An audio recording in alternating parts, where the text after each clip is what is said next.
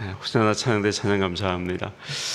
오늘도 예배의 자리에서 여러분을 뵐 수 있어서 참 감사합니다. 하나님의 은혜와 자비와 평강이 여러분과 함께 하시기를 주님의 이름으로 축복합니다. 아멘. 오늘은 5월 가정의 달로는 이제 청년주일이자 또 스승의 주일이기도 합니다. 아울러 교회력의 절기상으로는 성령 강림절입니다. 성령 강림절은 예수님께서 부활하신 후에 50일째 되는 날이고, 아울러 그리스도께서 약속하신 성령께서 임재하신 날, 그날이 바로 성령 강림절입니다. 성령 강림절을 맞아서 여러분 서로에게 이렇게 한번 축복하겠습니다. 새 마음으로 바르고 복되게 사십시오. 시작. 새 마음으로 바르고 복되게 사십시오. 아멘입니다. 1957년 미국에서 실제로 있었던 일입니다. 라이트라는 이름을 가진 사람이 임파선암 말기로 거의 죽게 되었습니다. 그는 매일 1리터 이상의 복수를 뽑아내야 했고, 산소 마스크가 없으면 숨도 제대로 쉴 수가 없었습니다. 그런데 이때 크레비오젠이라는 이 암 치료약이 개발이 됩니다. 마침 라이트 씨가 입원했던 병원에서 이 약의 효능을 평가하게 되어서 라이트 씨는 자기에게 이 약을 투여해달라고 부탁을 합니다. 그러나 이 약을 평가하려면 환자가 최소한은 3개월 이상 생존 가능성이 있어야 하는데, 라이트 씨는 곧 죽을 사람이라 병원 측으로부터 거부를 당합니다.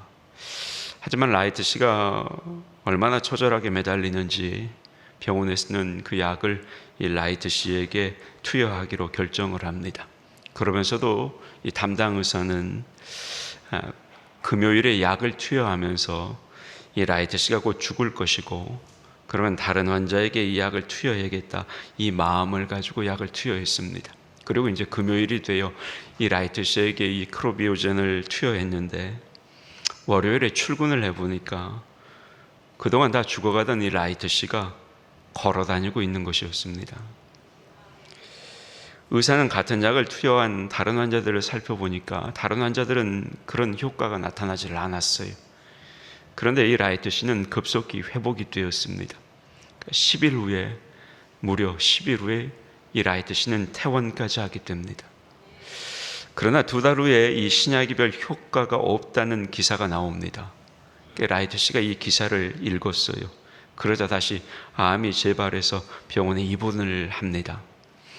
의사는 상황을 파악하고 이번에는 플라시보 효과를 이용해 보기로 결정을 합니다. 그래서 라이트 씨에게 의사가 뭐라고 이야기했냐면, 이 약이 실제로는 효과가 있는데 효과가 잘 나타나지 않은 것은 오래된 약을 사용했기 때문이다, 이렇게 설명하고, 내일은 이전 것보다 2배나 강한 새 크로비오젠이 들어오니까 그 약을 투여하겠다, 이렇게 말을 합니다. 그리고 다음 날 크로비오젠을 이 라이트 씨에게 의사가 투여를 하죠. 라이트 씨는 다시 건강을 회복하고 또 병원에서 퇴원을 합니다.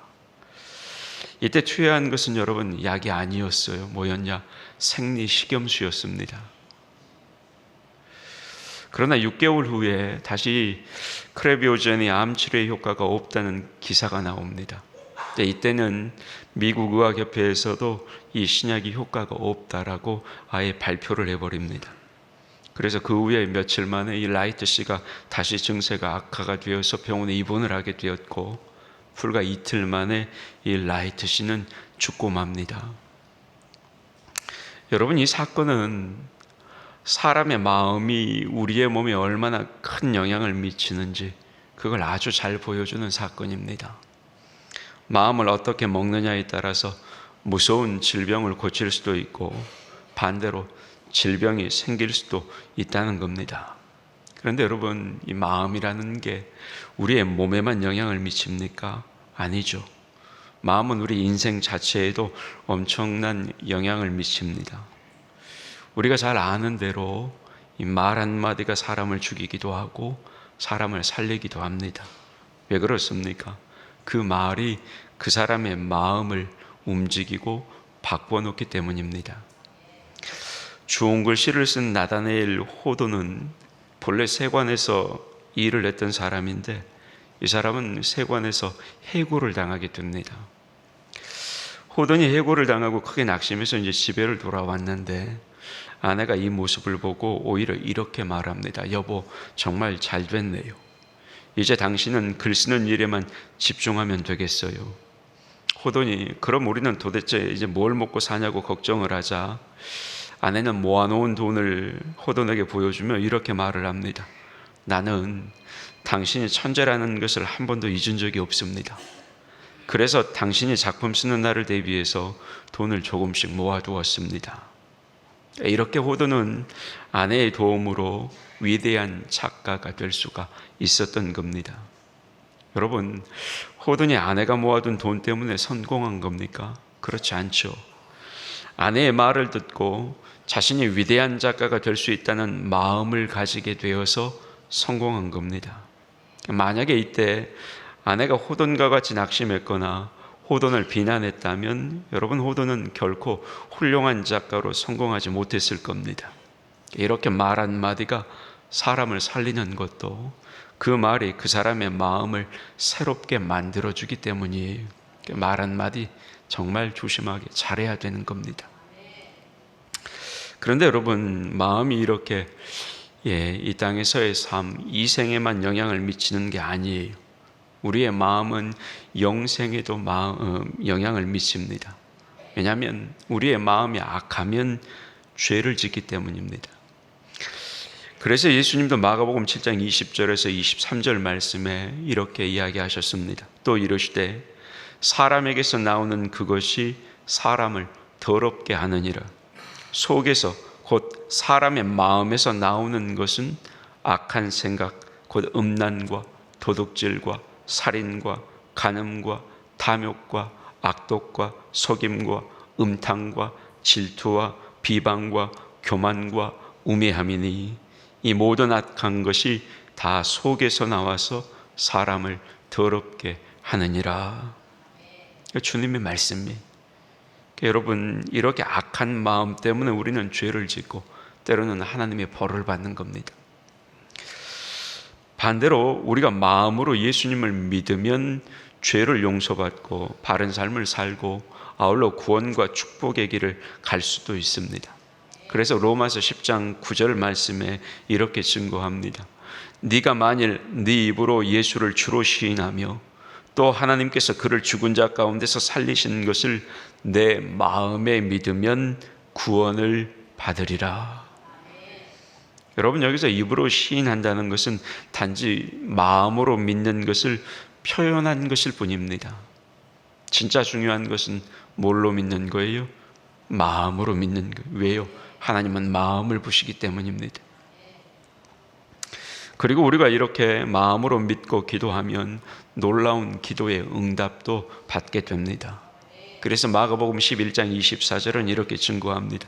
그러므로 내가 너희에게 말하노니 무엇이든지 기도하고 구하는 것은 받은 줄로 믿으라. 그리하면 너희에게 그대로 되리라. 아멘. 그러니까 여러분, 이 우리의 마음에 따라서 몸의 건강부터 시작해서 인생의 성공과 심지어는 영생의 축복까지 결정이 되는 겁니다. 그러면 여러분, 이런 것들을 위해서 우리에게 도대체 어떤 마음이 필요할까요? 자, 건강을 위해서는 반드시 병이 나을 것이라는 마음이 필요하겠죠. 인생의 성공을 위해서는 내가 반드시 인생에서 성공할 것이라는 그런 마음이 필요합니다. 영생을 위해서는 어떤 마음이 필요할까요? 영생을 위해서는 예수님의 은혜로 죄를 용서받고 영생을 얻게 된다. 이 마음이 필요한 겁니다. 그리고 여러분, 이런 마음들을 한마디로 정리하면 어떤 마음이냐? 다름 아닌 소망의 마음입니다. 그런데 이런 소망의 마음이 여러분 그냥 생깁니까? 그렇지 않아요.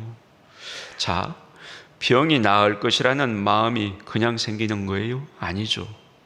어떨 때 병이 나을 것이라는 마음이 생깁니까? 내 병을 의사가 치료해 줄 수 있다라고 믿어야 그 마음이 생기는 겁니다. 인생의 성공을 위해서도 자기에게 그런 능력이 있다고 믿어야 그런 소망의 마음이 생기는 겁니다. 근데 영생은 더해요. 여러분, 어떻게 내가 영생할 것이라고 스스로 확신할 수가 있습니까? 자기 스스로는 여러분 영생을 확신할 수가 없는 거예요. 예수님의 십자가 은혜를 믿어야 영생의 소망이 생기는 겁니다. 따라서 여러분, 결국 이런 마음들은 어떤 마음이요? 믿음의 마음이죠. 그러니까 믿음의 마음이 있어야 소망의 마음도 생기는 겁니다. 믿어야 소망이 생기는 거예요. 그런데 여러분, 아무리 확고한 소망과 믿음의 마음으로 건강을 얻고 성공을 해도 여러분, 사람들의 비난을 받으면 행복할까요? 행복하지 않을까요? 사람의 비난을 받으면 행복하지 않죠. 선하게 살면서 비난이 아닌 사람들의 사랑과 존경을 받아야 행복한 겁니다. 더욱이 선하게 살아야 하나님으로부터 이생의 축복과 영생의 축복도 받을 수가 있는 거예요. 그런데 여러분, 우리가 선하게 살려면 뭐가 있어야 돼요?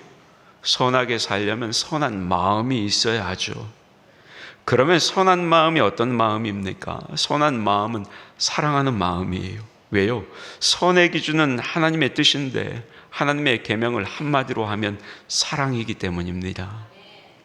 그러니까 여러분, 이것들을 정리하면 우리에게 꼭 필요한 마음은 뭐냐면 소망의 마음이고 믿음의 마음이고 사랑의 마음이라는 겁니다. 그리고 여기 있는 우리 모두는, 아니 대개의 경우 대부분의 사람들은 여러분 모두가 다 이런 마음을 가지고 싶어 해요. 그리스도를 믿는 그리스도인들만 이런 마음을 가지고 싶은 게 아닙니다. 믿지 않는 세상 사람들, 불신자들도 여러분 이런 마음을 가지고 싶어 해요. 여러분, 불신자들이 성공을 위해서 가장 많이 외치는 구호가 뭡니까? 할 수 있다, 할 수 있다, 이거 아니에요. 이것이 않아요. 왜 이런 말을 합니까? 내가 할 수 있다는 믿음과 소망의 마음을 가지려고 이런 말을 하는 거죠. 뿐만 아닙니다.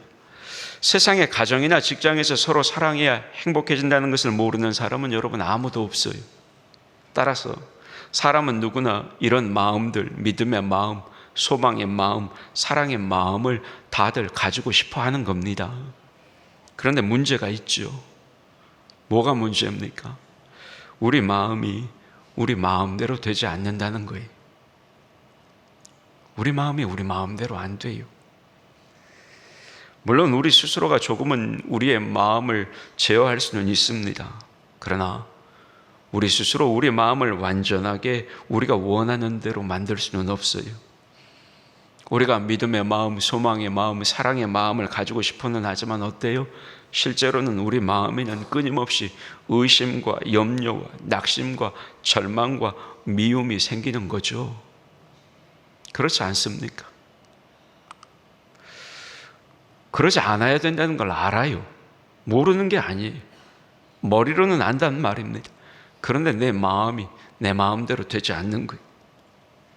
그럼 도대체 어떻게 해야 합니까?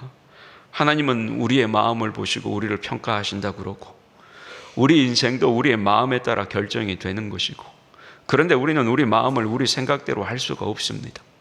좋은 마음을 가지고 싶지만 악한 마음이 생겨요. 그러니 어떻게 해야 됩니까? 여러분, 여기에 대해서 우리로서는 해결책이 없어요. 내가 할 수가 있는 게 없다고요. 그러니까 이걸 보면 여러분, 인간은 정말로 연약하고 비참한 존재예요. 이런 비참한 모습을 여러분, 사도 바울도 로마서 7장 19절에서 이렇게 고백을 합니다. 내가 원하는 바 선은 행하지 아니하고 도리어 원하지 아니하는 바 악을 행하는도다. 무슨 말입니까? 사도 바울 자신도 아무리 선한 마음으로 선을 행하고 싶었지만 그런 자신의 마음과는 다르게 때로는 악한 마음이 생겼다는 거예요. 여러분, 사도 바울이 누구예요? 기독교 역사상 예수님을 가장 많이 닮았던 사람 아닙니까? 위대한 인물이잖아요. 위대한 신앙인 아닙니까? 그런 사도 바울도 이렇게 고백을 했다면 우리는 어떻겠냐고요? 우리 마음대로 안 되는 거죠. 그러니까 여러분, 우리의 마음을 우리 자신도 어떻게 할 수가 없는 겁니다. 그리고 이렇게 우리의 힘으로는 우리의 마음을 도저히 어떻게 할 수가 없기 때문에 결국 우리의 아버지 되시는 하나님께서 우리에게 길을 열어주신 겁니다. 그 길이 뭡니까? 하나님께서 직접 우리의 마음을 새롭게 변화시켜 주신다는 거예요. 여러분, 하나님은 우리를 도와주실 때 우리의 어디부터 새롭게 해주시냐면 다름 아닌 우리의 이 마음부터 새롭게 해주시는 겁니다. 왜 그러냐면 하나님은 마음을 보시기 때문에 그래요. 그리고 그것이 변하지 않으면 우리가 하나님의 축복을 받을 수가 없기 때문입니다. 그런데 여러분, 이 순서를 보세요. 우리가 먼저 우리의 마음을 바로잡아야 하나님이 우리를 축복하시는 게 아닙니다. 하나님께서 먼저 우리의 마음을 바르게 잡아주셔야 하는 겁니다. 그러니까 우리는 우리 스스로 우리의 마음을 바로잡지 못해요. 그래서 사실 우리 스스로는 비참하게 살 수밖에 없는 겁니다. 그런데 하나님께서 이런 우리를 불쌍히 여기셔서 우리의 마음을 바르게 하시고 축복의 길로 인도하시는 겁니다. 여러분, 오늘 본문의 말씀이 다름 아닌 이걸 우리에게 가르쳐주는 말씀이에요. 우리가 구약 성경, 특별히 예언서를 통해서 알게 되듯이 하나님의 백성인 이스라엘이 얼마나 많은 죄를 짓고 살았습니까? 때로는 여러분, 이방인보다도 더한 죄를 짓고 살았어요. 왜 그런 겁니까? 하나님의 백성이라 할지라도 자신들의 마음을 어찌할 수가 없기 때문이었습니다. 자기의 마음을 자기가 컨트롤할 수 없는 거죠. 그래서 결국은 어떻게 돼요? 그래서 결국은 나라가 망하는 무서운 심판을 받게 되는 겁니다. 그런데 여러분, 이것보다 더 무서운 게 있어요. 나라가 망하는 것보다 더 무서운 게 뭔 줄 아세요? 나라가 망해도 이스라엘 백성의 마음이 고쳐지지 않았다는 거예요. 심판을 받아도, 하나님의 벌을 받아도 그 마음이 고쳐지지를 않아요. 그래서 하나님께서 직접 나서시는 겁니다. 하나님께서 직접 자신의 백성인 이스라엘 백성의 마음을 고쳐주시겠다, 이 말씀을 하신 거예요. 여러분, 오늘 본문 배경은 이렇습니다. 하나님의 백성인 이스라엘이 남북으로 나뉜 후에 북이스라엘은 주전 722년에 아수르에게 멸망을 당합니다. 그러나 남왕국 유다는 138년 정도를 더 지탱을 합니다. 하지만 어때요? 점점 더 죄악이 심해지면서 결국 남유다도 망하게 됩니다. 그런데 여러분, 하나님께서 이 남유다 왕국을 멸망시키실 때 단번에 망하게 하시지 않았어요. 한 번으로 끝을 내지 않습니다. 3번에 걸쳐서 이 바벨론 제국에 참패를 당하고 그때마다 이스라엘의 많은 백성이 포로로 끌려가게 됩니다. 그 첫 번째가 언제냐? 주전 605년이에요. 주전 605년에 바벨론에게 참패를 당하고 당시 많은 유다의 백성들이 포로로 잡혀갑니다. 우리가 잘 아는 인물이 여기에 포함이 돼요. 다니엘. 이 1차 때 바벨론으로 잡혀갔던 사람이 다니엘입니다. 두 번째는 언제냐? 두 번째 이스라엘 백성이 잡혀간 때는 주전 598년입니다. 이때는 유다의 왕이었던 여호와긴도 잡혀가고 오늘 본문을 기록한 에스겔도 이때 잡혀갑니다. 두 번째 잡혀가요. 그리고 세 번째는 언제냐? 주전 587년입니다. 이제 이때는 나라가 완전히 멸망하고 이때 또다시 수많은 하나님의 백성들이 바벨론 제국으로 포로로 잡혀가게 됩니다. 그러면 여러분, 왜 하나님께서는 단번에 이 남유다를 멸망시키지 않으셨을까요? 왜 단번에 멸망시키지 않고 왜 2번이나 파멸 직전까지 몰고 가셨을까요? 여러분, 이런 징계를 통해서 뭐 하라고 그러신 거예요? 회개하라고 그러신 거예요. 다른 이유는 없습니다. 당시 이스라엘 백성에게 필요한 건 회개였어요. 그런데도 어때요? 이스라엘 백성은 회개하지 않아요.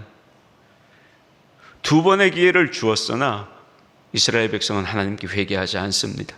그리고 이런 이스라엘 백성의 어리석은 모습을 여러분, 오늘 본문이 기록된 이 에스겔서가 우리에게 잘 보여주고 있어요. 에스겔이 포로로 잡혀간 상황에서 하나님께서 환상 중에 에스겔을 예루살렘 성전으로 데려가십니다. 그리고 당시에 유다 백성의 모습을 보여주셔요. 이미 2번이나 무서운 벌을 받았는데도 이 유다 백성은 회개하지 않고 여전히 추악한 죄를 짓고 있었습니다. 이게 하나님의 환상 가운데 에스겔이 본 환상이었어요. 이 모습이 어디에 기록되느냐? 에스겔서 8장 3절에 이렇게 기록이 됩니다. 그가 송 같은 것을 펴서 내 머리털 한 모습을 잡으며 주의 영이 나를 들어 천지 사이로 올리시고 하나님이 환상 가운데 나를 이끌어 예루살렘으로 가서 안뜰로 들어가는 북향한 문에 이르시니 거기에는 질투의 우상 곧 질투를 일어나게 하는 우상의 자리가 있는 곳이라. 하나님의 성전에서 우상을 숭배했어요.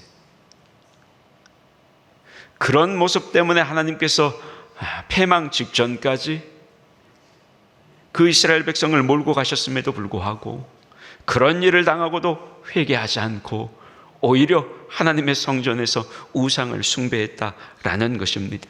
그리고 여러분, 이 말씀이 기록된 에스겔서 8장 3절 이하의 말씀을 읽어보면 당시에 유다의 장로들과 백성들이 하나님의 성전에서 온갖 우상을 섬기는 추악한 모습들이 아주 구체적으로 기록되어 있습니다. 여러분, 이렇게 남유다는 두 번이나 하나님께 경고성 벌을 받고도 뭘 하지 않아요?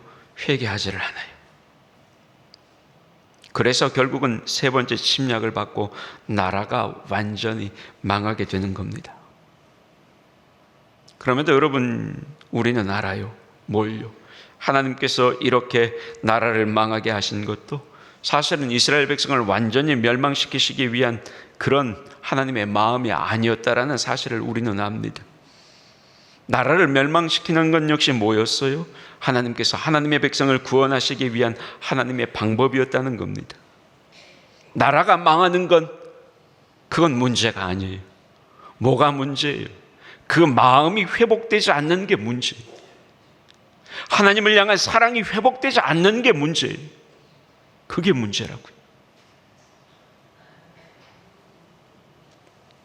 그 마음을 회복시키시기 위해서 하나님이 나라를 멸망케 하신 겁니다. 그러나 그게 완전히 나라가 멸망된 건 아닙니다. 왜요? 이후에 하나님께서는 다시 이 유다를 회복시키시는 것입니다. 그런데 여러분, 그때는 나라만 회복시켜 주시는 게 아니에요. 그때는 무엇까지 회복시켜 주셔요?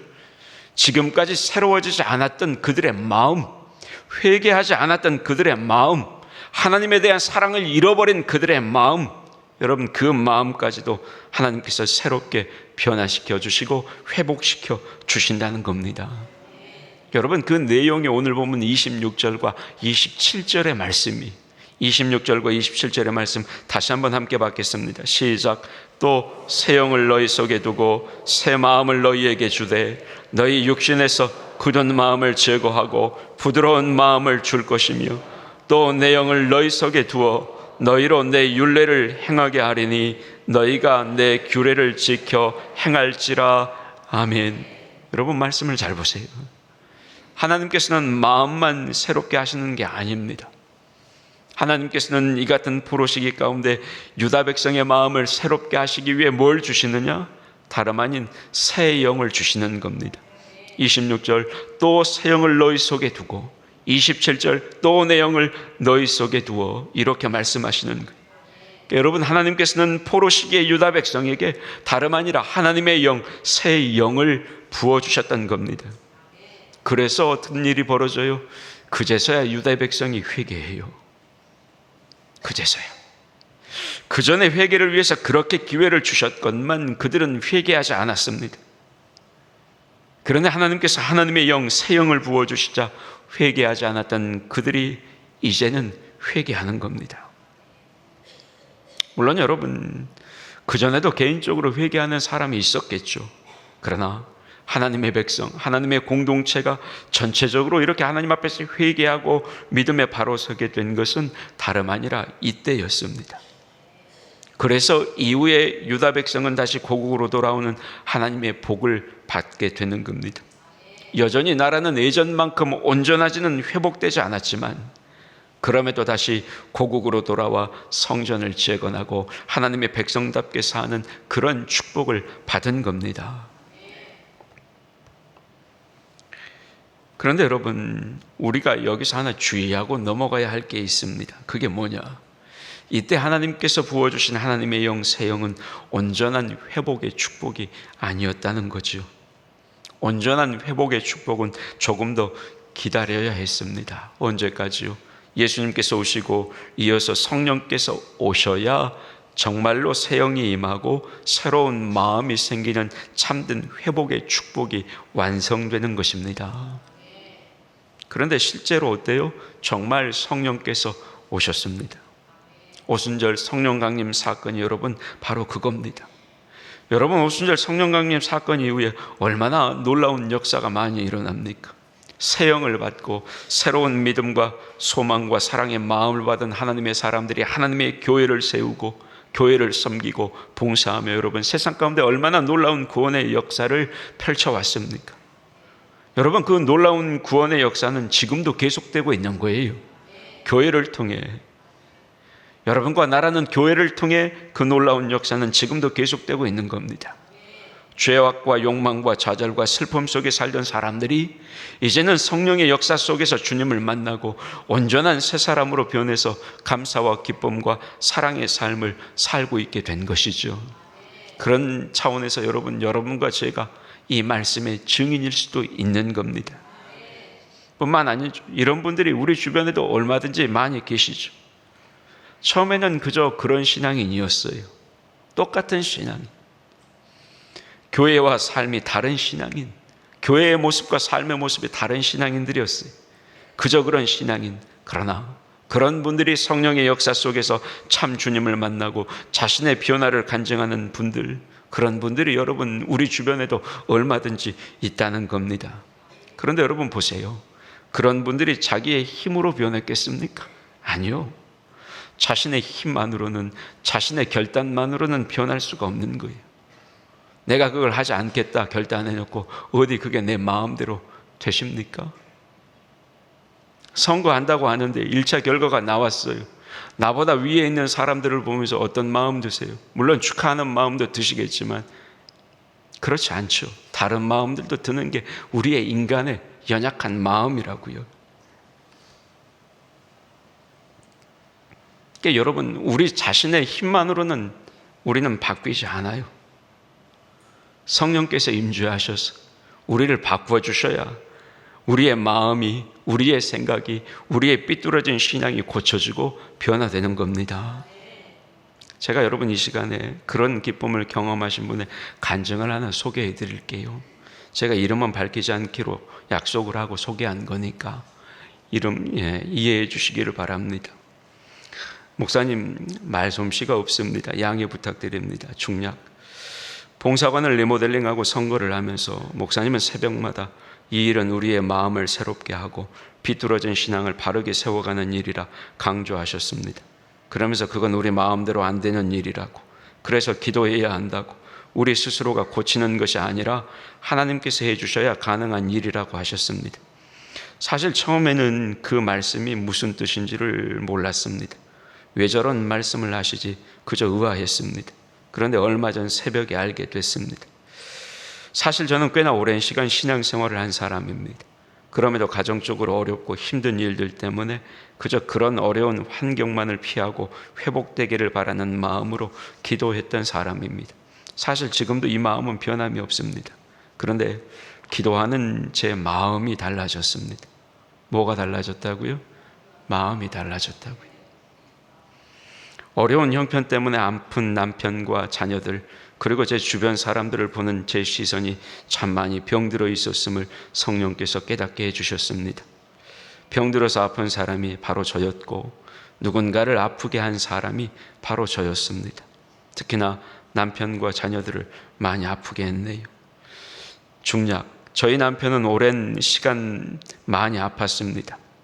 어쩌면 그로 인해 제 삶이 이렇게 됐다는 원망이 제 안에 있었음에도 그러려니 모른 척하고 착한 신앙인처럼 살았습니다. 겉은 그랬지만 속은 썩어 있었습니다. 그래도 현실 때문에 제 상황이 좋아지기만을 위해 기도했습니다. 썩은 제 자신의 마음과 신앙을 위해서는 기도하지 못했습니다. 그런데 새벽 열왕기상의 말씀을 통해 깨달았습니다. 저에게는 하나님 사랑하는 마음이 없었다는 걸요. 중략, 이제 이걸 깨닫고 남편이 아프고 난 후 지난 세월을 돌아보니 한 걸음 한 걸음이 다 하나님의 은혜였습니다. 물질의 부족함도 요술 항아리처럼 주님이 계속 채워주셨음을 이제야 알았습니다. 요즘은 아주 조그만 것에도 감사하고 있습니다. 제 입에 붙어 있었던 불평이 찬양이 됩니다. 타인처럼 느껴지던 교인들도 이제는 식구처럼 느껴집니다. 중략, 앞으로는 모든 것을 주님께 맡기겠습니다. 이런 은혜를 주신 하나님께 감사합니다. 여러분, 이분의 간증을 보세요. 성령께서 마음에 오시자 지금까지 고통으로만 생각했던 것들 속에서도 뭘 보는 거예요? 하나님의 은혜를 보는 겁니다. 그렇게 되자 뭐가 충만해져요? 사랑이 충만해지고 감사가 충만해지는 거죠. 맞아요, 여러분. 하나님께서는 우리 스스로가 예수님을 온전히 믿을 수도 없고 우리의 마음을 바로잡을 수도 없다는 것, 그것을 아시기에 성령을 보내주신 겁니다. 여러분, 예수님을 믿는 것마저도 여러분 우리 마음대로 되는 게 아니에요. 성령께서 오셔서 믿는 마음을 우리에게 주셔야 되는 겁니다. 그래서 고린도전서 12장 3절 하반절 말씀에 뭐라고 증거해요? 성령으로 아니하고는 누구든지 예수를 주시라 할 수 없느니라. 여러분, 성령께서 오셔야 하는 겁니다. 성령께서 오셔서 우리를 만져주셔야 여러분 우리의 마음이 변하는 거예요. 내가 마음 먹었다고 변하는 게 아니에요. 성령께서 오셔서 우리의 마음을 만지셔야 우리의 마음이 변해요. 믿음의 마음이 되는 것이고 소망의 마음이 되는 것이고 사랑하는 마음이 되는 것입니다. 그때서야 우리가 새 사람이 되는 거예요. 내가 다짐했다고? 내가 할 수 있다고? 아니요. 여전히 부족한 거예요. 내가 내 마음을 어떻게 할 수 없는 겁니다. 그런데 여러분, 그런 성령께서 우리에게 어떻게 오셔요? 여러분, 성령님은 주로 하나님의 말씀을 통해서 오시는 겁니다. 자, 생각해 보세요. 믿음이 어디서 온다고 말씀합니까? 하나님의 말씀을 들음에서 오지요. 그러면 믿음은 누가 줍니까? 믿음은 성령께서 주시는 겁니다. 그렇다면 성령께서 하나님의 말씀을 통해서 우리에게 믿음을 주시고 새로운 마음을 주시는 것 아니겠습니까? 앞서 자신의 이야기를 나눠주신 그분도 맞지 않아요? 새벽마다 주셨던 말씀을 통해 성령께서 그분에게 깨닫게 해주셨던 겁니다. 맞아요, 여러분. 성령께서는 하나님의 말씀을 통해서 역사하시는 겁니다. 하나님의 말씀을 통해서 나를 만져주시는 것이고 하나님의 말씀을 통해서 나를 변화시켜 주시는 겁니다. 그래서 여러분, 우리는 하나님의 말씀을 들어야 하는 거예요. 한 번으로 끝나는 게 아니라 들을 수 있을 때마다 하나님의 말씀을 들어야 하는 겁니다. 읽는 것도 포함되는 것이고 쓰는 것도 여기 포함되는 거예요. 하나님의 말씀을 통해 성령께서 역사하시기 때문입니다. 오늘 예배 가운데 하나님의 말씀을 듣는 것도 여러분, 성령께서 우리에게 오실 귀한 기회예요. 오늘 말씀을 듣는 중에 정말로 나도 하나님으로부터 새 영을 받아 새로운 마음으로 정말로 바르고 복되게 살아야겠다, 그 마음이 생긴다면 여러분, 그것이 다름 아닌 성령께서 내 마음에 오신 겁니다. 그리고 그런 마음이 든다면 여러분, 우리는 그 마음을 거부하지 말고 그 마음을 따라가야 하는 겁니다. 아울러 성령 충만하심을 위해서 성령님을 사모하며 기도해야 하는 겁니다. 그렇게 될 때 여러분, 하나님은 오늘 말씀에서 우리에게 약속하신 것처럼 우리에게 성령을 보내주시고 우리에게 새 마음을 주셔서 우리의 삶을 놀라운 축복의 삶으로 변화시켜 주시는 겁니다. 따라서 여러분, 우리 모두가 성령님을 사모하고 성령께서 우리 가운데 충만하게 임하게 해달라고, 그리고 아울러 우리에게 새 마음을 주시라고 그런 기도를 하실 수 있기를 주님의 이름으로 축복합니다. 그럼에도 여러분, 여기에서 우리가 한 가지 유의해야 할 게 하나가 있습니다. 그게 뭐냐? 성령께서는 우리가 거부하면 떠나신다는 겁니다. 여러분, 성령도 우리가 거부하면 떠나세요. 그래서 우리는 항상 성령을 사모하며 성령께 순종해야 하는 겁니다. 한번 성령을 모셨다가도 다른 욕심을 품고 성령을 거부하면 여러분, 성령께서는 다시 떠나시고 마는 거예요. 그러면 우리는 믿음과 소망과 사랑의 마음을 잃어버리게 되는 것이고 다시 불행과 멸망을 당할 수밖에 없는 그런 삶을 살 수밖에 없는 겁니다. 여러분, 유다 백성 보세요. 유다 백성도 포로 시대에는 회개했지만 나중에는 다시 죄악을 행해서 죄악의 백성이 되어버리는 겁니다. 따라서 여러분, 우리도 성령을 받았다가 다시 죄악에 빠져 비참해지지 않도록 우리에게 주시는 하나님의 말씀에 항상 귀를 기울여야 하는 것이고, 아울러 하나님과의 기도 속에서 성령의 충만하심을 사모하며 살아야 하는 겁니다. 말씀을 맺겠습니다. 처음에 소개해드린 대로 마음은 여러분 우리에게 정말로 중요한 겁니다. 마음을 바르게 가지면 건강과 성공의 축복을 받을 수도 있습니다. 그러나 우리가 아무리 좋은 마음을 가져도 우리가 할 수 없는 일들이 있어요.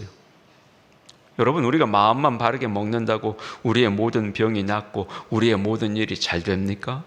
그건 아니죠. 왜냐하면 여러분, 인간의 마음이라는 건 인간의 한계 속에 있기 때문입니다. 인간의 마음은 인간의 한계 속에 있을 뿐이에요. 그래서 그 한계가 분명한 겁니다. 그러나 여러분, 성령은 다르세요. 성령님께서는 하나님의 능력을 가지고 계시는 분이십니다. 성령님은 우리에게 세상살이에 유익한 마음만 주시는 것이 아니라 하나님의 구원과 축복을 누리며 세상 가운데 덕을 끼칠 수 있는 참된 믿음과 소망과 사랑의 마음도 주시는 분, 여러분, 그분이 성령 하나님이세요. 따라서 여러분, 우리 모두가 하나님의 말씀과 기도를 통해 성령을 충만히 받아야 하는 것이고, 아울러 성령께서 주시는 새로운 마음으로 정말로 하나님의 자녀답게 살아야 하는 겁니다. 그래야 하나님을 기쁘시게 하시는 것이고, 그래야 세상에게도 그 기쁨을 흘려보낼 수 있는 그리스도인이 되는 것입니다. 여러분, 이런 은혜가 우리 나주교회 모든 성도님들 가운데 함께 하시길 주님의 이름으로 축복합니다. 아멘. 하나님, 우리는 잘합니다. 우리는 잘합니다. 나도 내 마음을 어찌할 수 없음을 우리는 잘 알고 있습니다. 그래서 하나님은 성령을 우리에게 보내셨습니다. 성령께서 역사하실 때 모든 게 바뀌고 변화되기 때문입니다. 성령 하나님, 머리로도 알고 지식으로도 알지만 변화되지 않는 우리의 굳어진 마음들, 우리의 생각들, 우리의 왜곡된 신앙, 그것들을 모두 변화시켜 주시옵소서. 그리하여 우리의 신앙도 우리의 삶도 진정으로 회복되는 참 회복의 역사를 경험하는 우리 나주교회가 되게 하여 주시옵소서. 감사드리며 예수님의 이름으로 기도하옵나이다. 아멘.